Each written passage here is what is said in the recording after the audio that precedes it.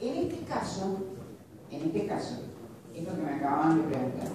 En este templo vainítico, el peligro que se presenta es que cuando se enfría la superficie y el centro, ¿no es cierto?, si la velocidad no es superior a la velocidad crítica del temple, podemos llegar a tener otras transformaciones previas a la transformación vainítica. Entonces, se corre ese riesgo si el enfriamiento no es lo suficientemente rápido. Se supone que con aceros aliados no vamos a tener ese problema porque la curva está bastante desplazada hacia la derecha. Sí. Voy a tener en un gráfico, estoy enfriando una aleación normal y voy a tener 100% vainilla. Y gráficamente y físicamente tengo que hacer. Con respecto a los ejercicios que vienen con la ingeniera, para ver qué diferencia hay. Ah, muy bien, muy bien. Sí, sí. Lo que vieron con ella es algo empezaron con temple, me parece, con ella. Pero lo que estaban haciendo con ella es el manejo de las cubas de TT. Y el manejo de las cubas de TT implica que le preguntamos qué fases o qué transformación sufre la austenita, en este caso que está siempre a la izquierda, la austenita que está acá, qué transformaciones va a sufrir según el camino, distintos caminos que se hacen. Para la ingeniería hicieron distintos caminos. Van a una cierta temperatura por debajo de AC1, lo mantienen constante hasta una cierta transformación, después pasan a otra temperatura. En una de esas la otra temperatura da justo vainita inferior, pero eso es cuando nosotros les preguntamos qué microestructura obtienen después de realizar este tipo de tratamiento, ¿verdad? Y lo que estoy explicando yo es que si nosotros le decimos a ustedes que estamos austenizando y enfriamos rápidamente, eso es un temple. Sí o sí, se llama temple. ¿Está bien? Eso se llama temple. Además, escuchen bien. Hemos dicho bien. Cuando expliqué transformación mantensítica, dije que la transformación no es isotérmica. Se realiza con enfriamiento continuo.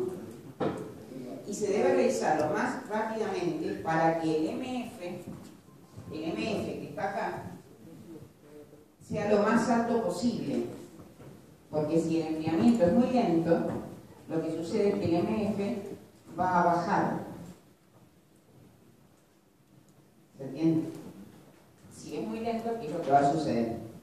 Lo que puede suceder es que quede austenita retenida. Entonces vamos a necesitar mayor subenfriamiento para que termine la transformación. Entonces el MF va a bajar. Y es muy probable que además de tener mantensita tengamos austenita retenida, lo que hace disminuir las propiedades mecánicas de la pieza. Profesora. Esto es un temple específico, el anterior era Marshall-Payne y lo que hemos hablado es temple de Cavendish. Entonces, puede suceder que en la pregunta digamos, hagan un temple de un tipo o de otro. Los ejercicios que han visto en la ingeniera, nosotros ahí les marcamos los recorridos que deben hacer, a ver, para que sepan cuál es la microestructura final de la pieza después de ese tipo de tratamiento térmico. Lo que pasa es que yo en realidad estos temas los tendría que haber dado la clase pasada, pero esto es el final de lo que es tratamientos térmicos. Ahora me falta explicar algo de Roenía. Se ve si era menor resiliencia y menor restricción o mayor. La velocidad del enfriamiento tiene que ser mayor a la velocidad de crítica del tema. Claro. Tiene que ir siempre hacia la izquierda del análisis. Hacia la izquierda del análisis. Acá se ve mejor, ¿no es cierto? El ejemplo vainilla. Todo es vainilla. Este es un tema muy importante, porque este es un temple volumétrico. Hay otros dos tipos de temple, que es el temple por inducción, que son temples superficiales, o temple a la llama. Puedo calentar la pieza con una llama, con varias, con quemadores, o bien lo puedo hacer, ya les expliqué, con una bobina, cuando circula corriente, genera un campo magnético que hace calentar la superficie, enfrío rápidamente, con una lluvia especial, y solamente se produce el endurecimiento de la superficie. ¿Eso es temple por inducción o temple de la llama? Eso es muy importante, que la superficie esté más duro que en el núcleo, porque en la superficie necesito mayor dureza para tener mayor resistencia al desgaste, por ejemplo, a la abrasión. Como aquí el núcleo tiene que ser más tenaz. No puede ser de que todo sea tan duro porque se me va a romper. Eso pasaba en los engranajes, ¿se acuerdan?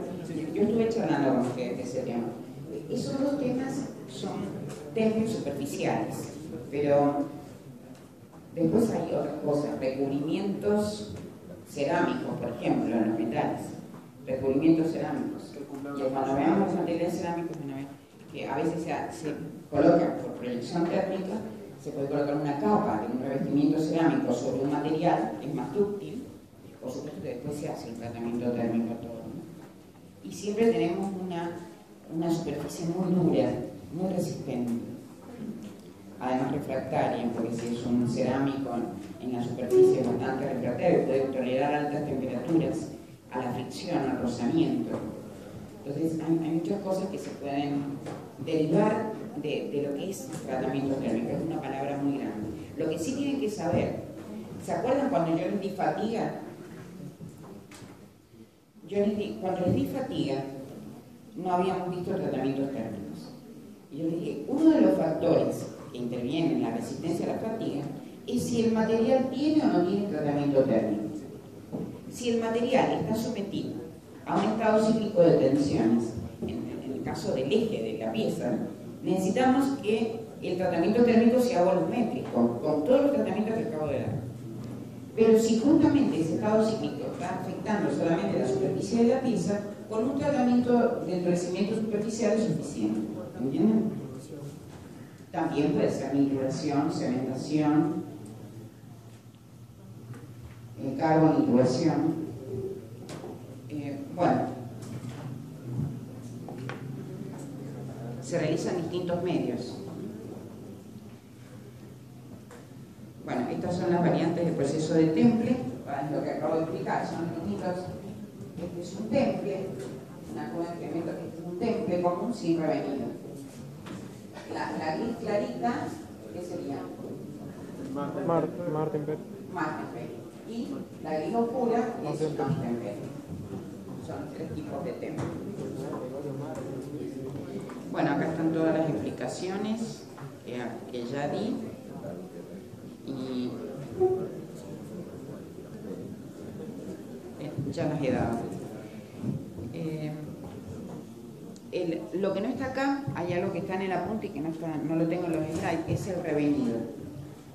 El revenido que consiste en calentar, calentar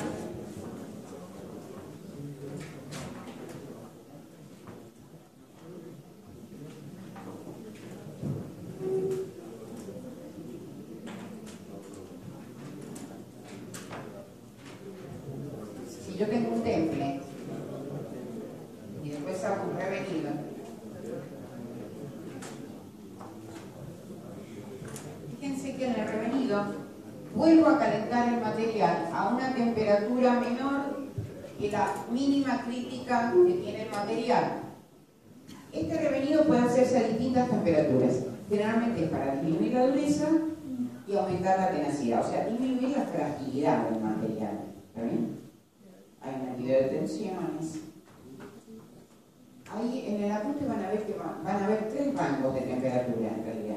Cuando uno va calentando, si yo tengo todo martencita acá, yo quiero hacer un revenido.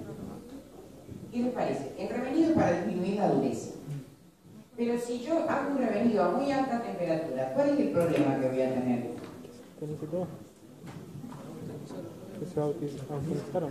Va a ser demasiado blando el material. Voy a perder mucha dureza y algo de resistencia, por supuesto. No me conviene. Entonces, la temperatura de revenido es muy importante, porque lo que queremos es aumentar la tenacidad del material, no disminuir algo de la dureza, pero no tanto, cosa que no afectemos la resistencia mecánica. Entonces, hay una teoría que dice que hay tres etapas. Hay una primera etapa de revenido.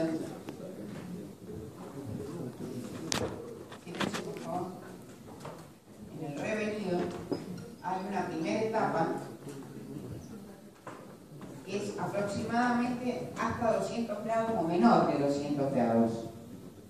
Se dice que en esta primera etapa, la martensita tetragonal obtenida después del temple, la martensita,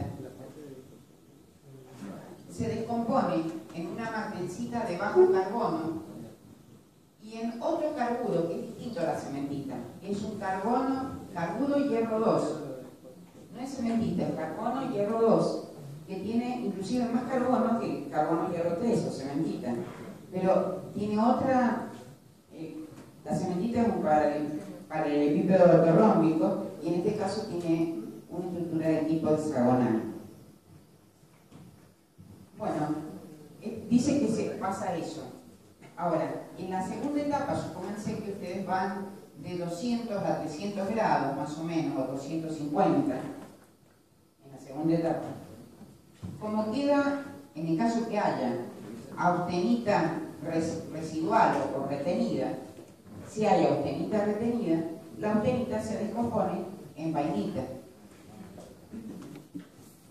Y la vainita, ¿se acuerdan que era ferrita sobresaturada en carbono?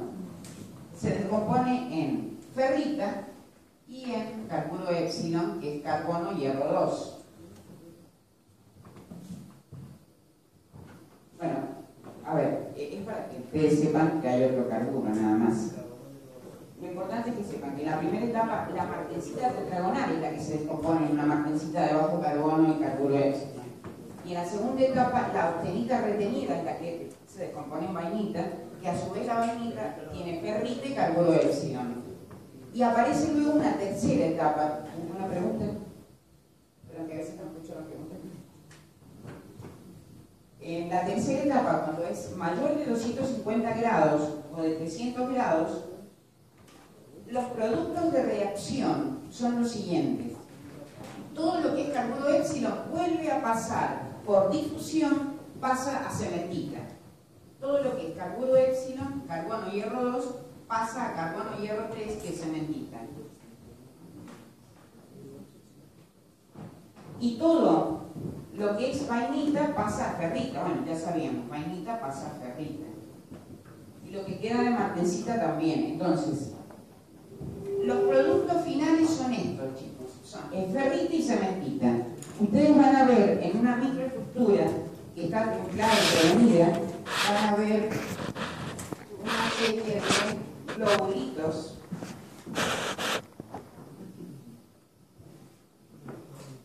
cuando la temperatura es alta, la cementita aparece como globulizada.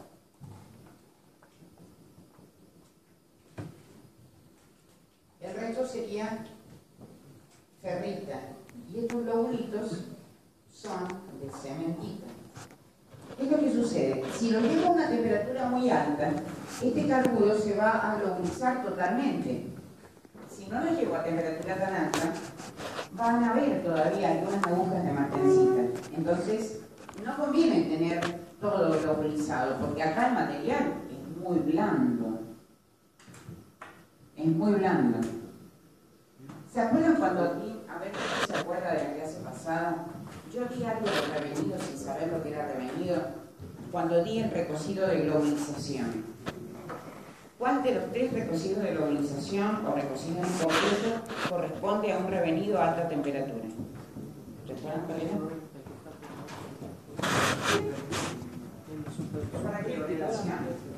Cuando di recocido de globalización, puse, este era C1, ¿se acuerdan? Temperatura, tiempo. Este era el subcrítico, el oscilante, y este es el hipercrítico. ¿Se acuerdan?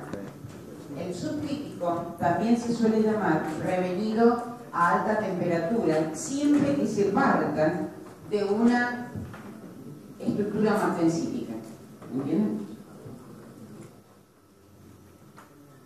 Si se parte de una estructura martensítica, este recocido subcrítico es un recocido de alivio de tensiones, en realidad.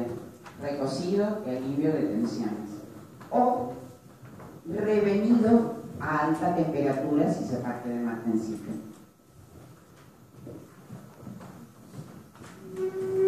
Acuérdense que siempre que vamos cerca de la clase 1 lo que queremos es que se produzca difusión, que la pintura empiece a globalizarse, que haya menor superficie de discontinuidad.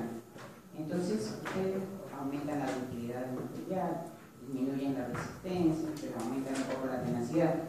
Se entiende, ¿no es cierto? Eso es más o menos lo que quiero decir.